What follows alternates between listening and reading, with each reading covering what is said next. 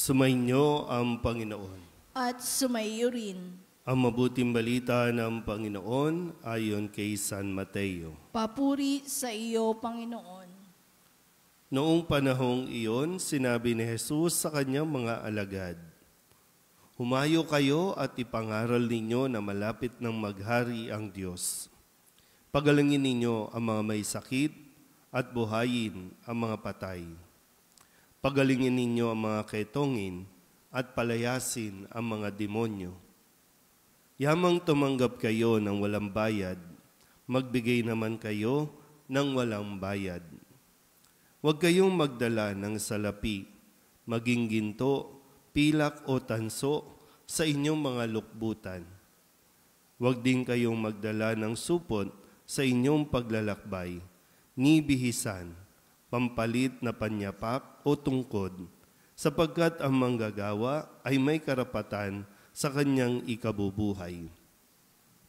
At saan mang bayan o nayon kayo dumating, umanap kayo ng taong karapat-dapat pakituluyan at manatili kayo roon habang kayo'y nasa lugar na iyon.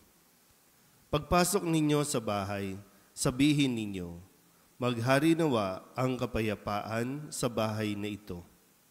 Kung karapat-dapat ang mga tao sa bahay na iyon, panatilihin ninyo sa kanila ang inyong bati. Ngunit kung hindi, bawiin ninyo ito." Ang mabuting balita ng Panginoon. Pinupuri ka namin, Panginoong Jesucristo. Umupo ang lahat. Isang magandang umaga po sa inyong lahat. Ngayon po ay Martes at ginugunita natin at ipinagdiriwang ang kapisahan ni San Bernabe, na kung saan si Bernabe ang naging katuwang o kasama ni San Pablo nung ito po ay nagsisimula pa lamang sa kanya pong misyon na magpahayag ng mabuting balita.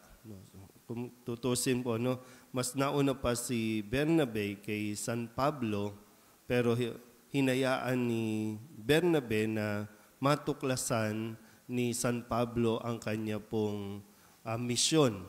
Siyempre, sa tulong po ng paggabay ng Espiritu Santo, kung kaya't itong dalawa ay naging magkaibigan, naging magkasangga, pagdating po sa pagpapahayag ng mabuting balita sa mga hintil.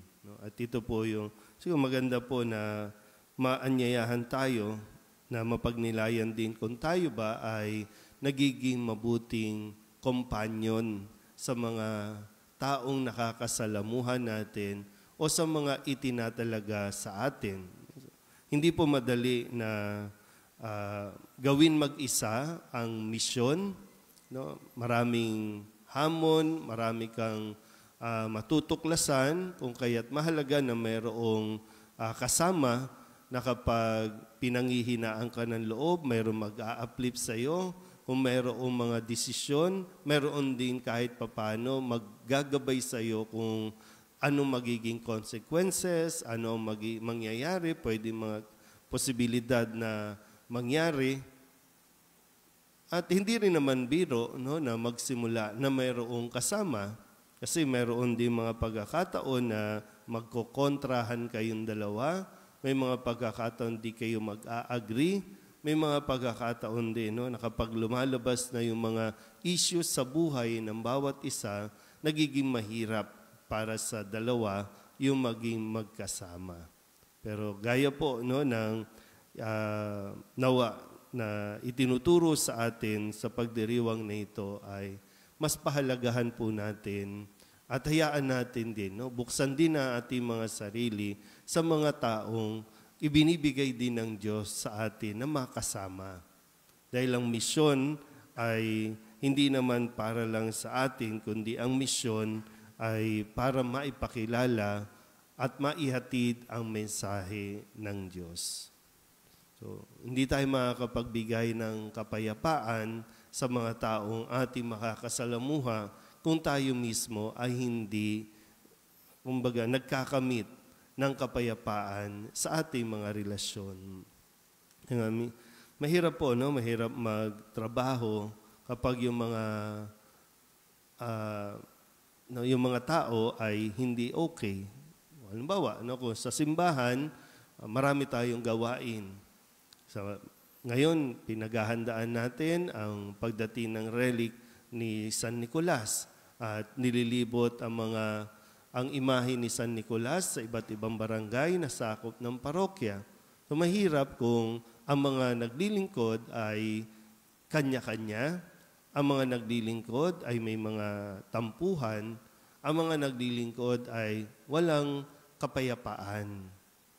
Kasi mararamdaman ng mga taong pupuntahan, mararamdaman ng mga taong hahatiran ng mabuting balita, yung genuity ng mga damdamin ng mga naglilingkod. So, sa atin din, kahit sa pang-araw-araw nating buhay. So, sa pagdiriwang na ito, nawa po mas ma-appreciate natin yung kagandahan na mayroon tayong companion. Yung mayroon tayong katuwang, mayroon tayong, lalong-lalo na yung tinatawag na natin, mayroon tayong kaibigan o kasama sa buhay. Amen?